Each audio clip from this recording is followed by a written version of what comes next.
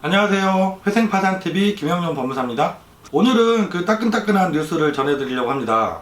최근에 대법원에서 그 개인회생 서류 제출과 관련해서 지침이 바뀌었어요. 그래서 2022년 9월 1일부터 벌써 시행이 들어갔는데요. 전국 법원에 우리가 그 개인회생을 준비하시다 보면 법원별로 제출하는 서류들이 좀 다양하게 다른 경우들이 있습니다. 그래서 그 저희 안내해드리는 대리인들도 좀 어려움이 있고요. 준비하시는 분들도 인터넷에서 제출 서류 뭐가 있다라고 보고 준비를 하셨는데 법원마다 다르기 때문에 좀 혼란스러운 경우들도 있고 그래요. 그런데 이번에 대법원에서 이 전국적으로 법원별로 제출하는 서류도 다른 것을 하나로 통일하기 위해서 이 자료 제출 목록을 만들어서 그 지침을 개정을 했습니다. 그래서 오늘은 그 구체적인 내용을 보면서 설명을 드리고 향후에 이게 어떻게 실무에 적용될지에 대해서도 한번 말씀을 드려보도록 할게요. 이번에 개정된 그 이유 중에 한 가지가 서류를 좀 간소화해서 신청하시는 분들의 편의를 제고하겠다 그런 얘기도 있는데요. 사실은 구체적으로 뜯어보면 간소화되진 않은 것 같아요. 종전에 제출하던 서류들이 대부분 요구가 되고 있습니다. 하나하나 좀 볼게요. 먼저 기본적인 사항으로 들어가는 것이 인적사항 관련해서 제출하는 서류들 있죠. 가족관계증명서, 혼인관계증명서, 주민등록 등본, 초본 이건 기본적으로 들어가야 되고요. 그리고 여기 빠져있지만 개인회생 사건을 우리가 준비하다 보면 가장 중요한 서류 중에 한 가지가 그 우리가 대출받은 돈에 대한 부채증명서, 채무를 확인하기 위한 서류를 발급하는 거거든요. 그게 보통 대리인 사무실에서 대행해서 발급을 하는데 그 발급을 위해서 추가되는 서류가 인감증명서 또는 본인 서명사실 확인서, 그리고 인감증명서가 발급을 하셨으면 인감도장, 그리고 신분증 사본, 여기까지도 준비를 해주셔야 돼요. 이렇게 해서 주민센터에서 기본적으로 인적사항 관련된 서류를 발급을 해주셔야 되고, 그 다음에 재산소득 관련 서류들이 쭉 나옵니다. 주거지 관련해서는 현재 주거 상황을 알 수 있는 자료, 내가 소유하고 있는 집에서 살고 계시다고 하면 부동산 등기상 전부증명서가 들어가야 되고요. 내가 임대로 살고 계시다고 하면 임대차 계약서가 들어가야 되겠죠.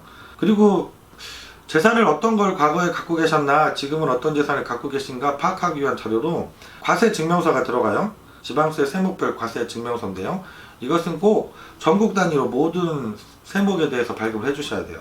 간혹 가다가 그 주민센터에서 발급해 오시면 본인이 살고 계신 지역, 내가 과세 사실이 있는 지역만 발급을 해줘서 그것만 들고 오시는 경우들이 있는데, 이렇게 하시면 안 되고 내가 과세 사실이 재산이 없어서 없는 자치단체까지 전국 단위로 해서 과세 사실 없는 지역도 과세 사실 없음이라고 해서 발급이 가능하니까 그렇게 해서 다 발급을 해주셔야 됩니다.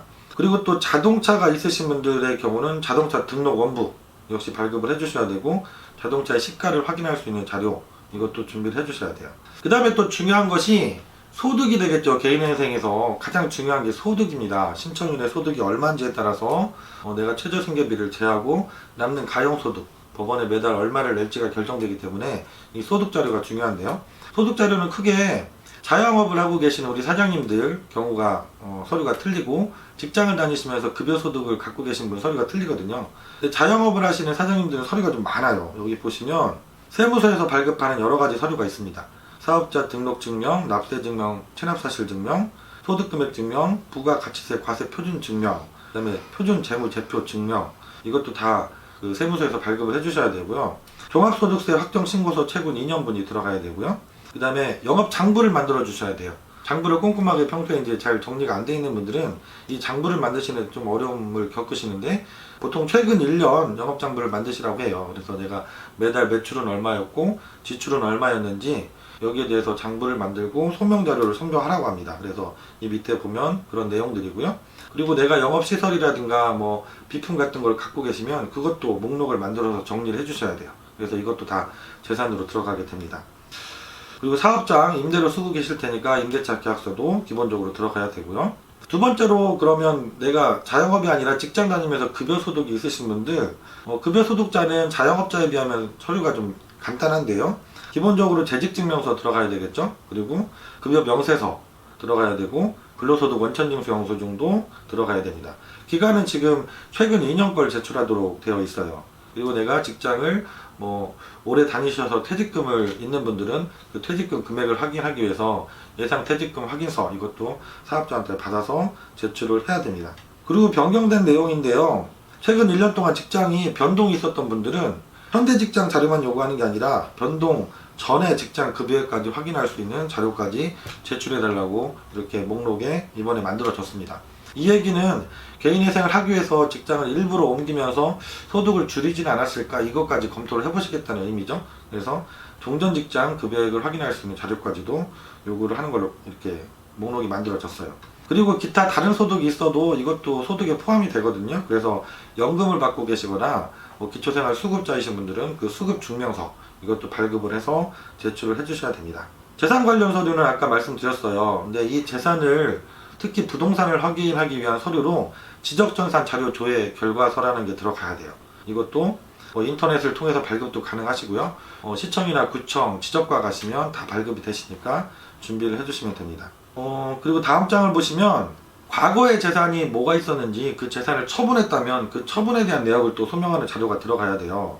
그래서 과거 1년 이전부터 신청 시까지 부동산이나 하나의 재산 가액이 1,000만 원 이상인 재산을 처분한 경우 거기에 대한 자료들을 제출하도록 하고 있습니다. 그리고 임대차 계약서 당연히 들어가야 되고요. 내가 혹시 월세를 못 내서 임대차 보증금을 반환받을 게 적어진다고 하면 거기에 대한 자료도 제출을 해야 됩니다. 그리고 내가 부동산을 갖고 있는데 거기에 담보권자가 있어서 근저당권자가 설정이 돼 있다 그러면 그 피담보 채권액을 증명할 수 있는 부채증명서 이게 들어가야 되겠죠. 금융거래 확인서라든가 이런 게 들어가야 되고요. 그 다음에 또 개인회생 할 때 정말 중요한 거, 통장거래 내역을 확인을 다 하시잖아요. 대출받은 돈 사용처를 특히나 꼼꼼하게 체크하시는데, 그러기 위해서 통장거래 내역을 제출하도록 해요. 이게 종전에 법원마다 그 제출하는 기간이 약간씩 편차가 있었는데, 지금 자료 제출 목록에는 과거 1년 전부터 현재까지로 이렇게 기간을 딱 박아 놓으셨어요. 그래서 1년 것만 통장 내역을 우선은 제출하면 될 것 같습니다. 이 통장을 어떤 통장을 쓰는지를 확인하기 위해서 기본적으로 계좌정보 통합관리 서비스에서 은행별, 금융기관별 계좌 내역, 그리고 그 계좌 상세 내역까지 제출해야 된다. 이것도 종전에도 다 법원별로 요구를 하고 있던 서류들 똑같이 목록에 넣어 놓으셨습니다. 그리고 사업용 계좌를 쓰시는 사장님들은 역시 마찬가지로 사업용 계좌에 대한 계좌정보 통합관리 서비스 내역을 다 출력해서 제출을 해주셔야 돼요. 그리고 개인회생 채권자 목록상 채권자 및 채권 금액에 관한 소명자료, 이게 처음에 말씀드렸던 부채 증명서라는 서류예요. 이거는 보통 대리인 사무실에서 다 대행해서 발급을 해드리니까 신청하시는 본인께서는 준비를 안 하셔도 됩니다. 대신 아까 말씀드린 것처럼 인감증명서 또는 본인 서명 사실 확인서를 발급을 꼭 해주셔야 되고요. 인감증명서를 발급하신 경우에는 인감도장도 같이 보내주셔야 된다. 이것만 알고 계시면 될 것 같고요. 그 다음에 또 재산과 관련한 것 중에 중요한 게 보험 있죠. 보험도 생존자 보험 가입 내역조에 인터넷을 통해서 발급을 해주시면 되고요. 이 각 보험, 내가 계약자로 있는 보험에 대한 해약 환급금 확인서 구체적으로 각 보험사에 전화하셔서 팩스로 요청하시면 금방금방 보내주니까 이 자료도 준비를 해주셔야 돼요. 그리고 재산 관련해서 또 한 가지 중요한 게, 이혼을 최근에 하시고 신청이 들어가게 되는 경우에 자료를 요구하시거든요.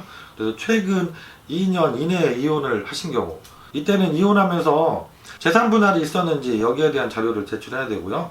미성년자 자녀가 있었다고 하면 그 양육비 부담 조서 이것도 제출을 해야 되고, 재판상 이혼하셨다면 그 재판서나 조정조서, 그리고 협의이혼을 하신 경우에도 협의이혼 사실 확인서, 이런 서류들을 이혼을 했다는 것을 확인할 수 있는 서류들을 제출을 해야 됩니다. 그리고 이거는 기본적으로 모든 분이 제출하는 서류는 아닌데요. 내가 기본 생계비 이외에 추가적으로 생계비를 더 요구할 수 있는 부분이 있다. 그러면 거기에 대한 소명 자료를 내달라는 거예요.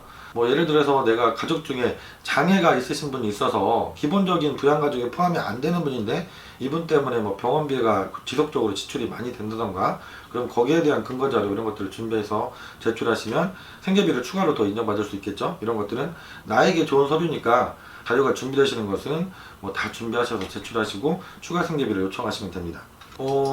그리고 내가 전에 개인회생이나 파산을 신청했던 분이 또다시 개인회생을 들어갈 수도 있잖아요. 그렇다고 하면 거기에 관련된 서류들도 제출을 요구하시는데, 신청일 기준으로 과거 10년 이내에 회생이나 파산, 개인회생 신청하셨던 경험이 있는 분들은 거기에 대한 서류를 제출하도록 하고 있어요. 그리고 마지막으로는 신용회복위원회라든가 한국자산관리공사를 통해서 사적인 채무조정을 했던 경험이 있으신 분들은 거기에 대한 서류도 제출을 하도록 하고 있습니다.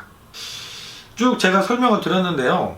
보시면 내용이 상당히 많죠. 그래서 법원에서는 그 개정한 이유 중에 한 가지가 신청 편의를 위해서 서류를 간소화하겠다 이런 취지도 있었는데 그 취지에는 조금 맞지 않는 것 같아요.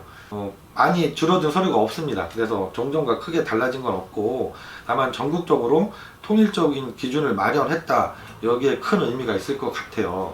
그리고 실제로 법원들이 이 대법원의 기준에 맞춰서 서류가 통일될지 여부는 좀 더 지켜볼 필요가 있을 것 같아요. 왜냐면 설명드렸던 것처럼 이번에 개정된 그 조문의 내용을 봐도 기본적으로는 이 제출 목록을 따르게 되어 있지만 법원별로 필요하다면 덜 받을 수도 있고 추가로 더 받을 수도 있다. 다만 그걸 대법원에 보고해달라. 이 정도 조문으로 변경이 되었기 때문에 충분히 법원별로 추가로 더 서류를 요구하는 것들이 가능은 하거든요. 그래서 향후에 실제로 운영되는 걸 보면서 어떻게 적용을 하고 계신지에 대한 부분은 다시 한번 제가 영상을 만들어서 업로드 할 수 있도록 하겠습니다.